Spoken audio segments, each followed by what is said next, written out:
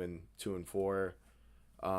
Texans 4-2. Rams 1. Like, I think the NFL's top elite teams are really solidifying themselves at this point, but none more than the Denver Broncos, who are now all of a sudden 12-2 and first place in the AFC.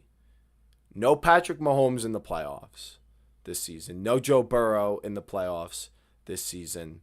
Maybe even no Lamar Jackson in the playoffs this season. Just Josh Allen with a very brittle defense. So, Dan, I want to ask you, holding the 1 seed, with the way they're playing right now, are the Denver Broncos destined to reach the Super Bowl? We're 7 weeks out. Do I think they'll make it? 8 weeks I genuinely out. think they'll make it? No. No. No. Okay. Why? Okay. Why? Mm-hmm. I've seen a lot of teams have close wins the way that they have been doing it and it not turn out for them well in the playoffs. Right. I've seen numerous times where teams have been bailed out or the momentum flips, and that's happened a lot for the Broncos, i.e., this Packers game. For example, Bo Nix, I forgot which sports analyst that they blamed Bo Nix for the reason that Michael Parsons' ACL got torn because of how he was scrambling and all this issues. It was wild. But It's all his long fault. story short, right? If I'm Bo Nix and I'm scrambling and all of a sudden I find out their best pass rusher had a non-contact knee injury, their number one stud receiver just got hurt, that is a momentum plus team boost like no other. Absolutely. And guess what? It rose their confidence and they ended up winning. Well, sadly, they're not in the NFC. So that it doesn't affect a Josh Allen team who right now is thriving so far. A hungry Patriots team that they seem to really thrive and love the underdog mentalities, which is what I'm getting from this Patriots team. The absolute dog fight that the Chargers have every single week, trying to come up with points just in general to thrive. Justin Herbert with his fractured left wrist, hand, whatever. Um, who else is in the playoffs right now? Them. The Texans. Steelers. The Steelers who listen, I'm not gonna lie to you. Like there are 2 or 3 defensive stops from completely shutting you out of a game. Like that's just how the Steelers operate. And we saw that yesterday against the Dolphins. I'm not saying the Dolphins are like the what's it called? Dolphins are Example. like the Broncos. Sorry, drew a blank. Yeah. But what I am saying is when Daniel Jones was super hot fire with the Colts and the Steelers came up and absolutely terrible towel the shit out of his ass, like the pumpkin Daniel Jones was back Yeah. immediately. He And like did I break said, his leg, but yeah, yeah, I don't know when that happened to be for certain. But yeah, they put him under pressure, and they can do that to anyone. I feel like in the right moment. in the right circumstance, I fully agree. So, um, I would not say the one game against Mahomes last year where he got absolutely torched was a good experience. 100% all experience is good experience. But You mean the Bills in the playoffs, or are you talking I thought about? they played the No, they played the wait, they played Bills. the It oh was they played the Bills yeah, and they got played the washed. Bills. But yeah, you're right. He got crushed. They got Okay. destroyed.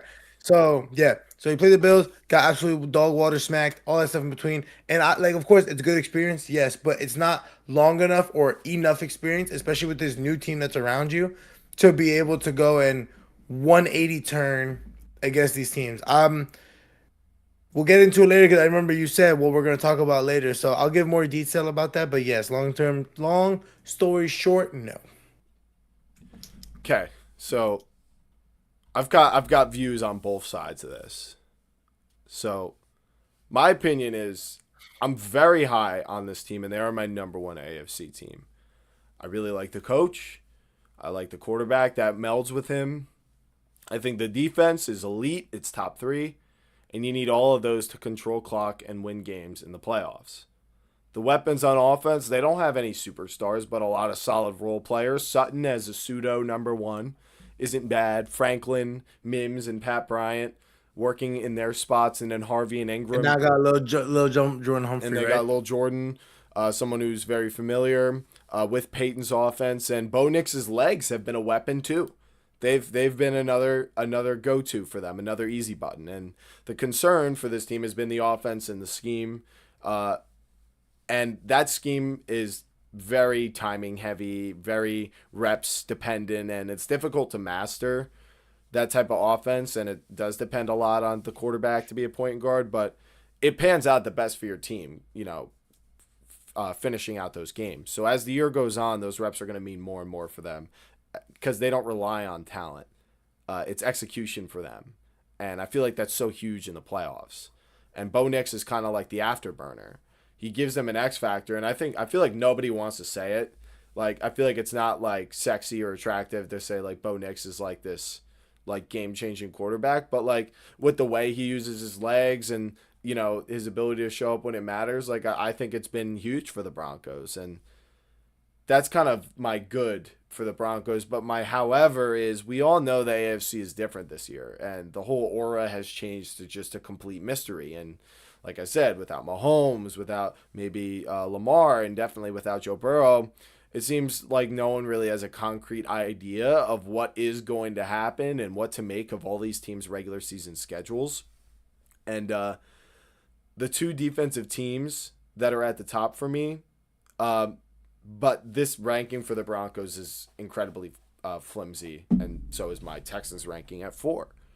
And that's because people seem to forget, in my opinion, like there's this other guy who makes the playoffs every year, and he looks unstoppable right now. And they only lost to 2 other guys, this guy, when he's been in the playoffs, who aren't there this year. And it seems so obvious to just say, why not Josh Allen to fill Mhm. in for the Chiefs, and take this AFC home. And,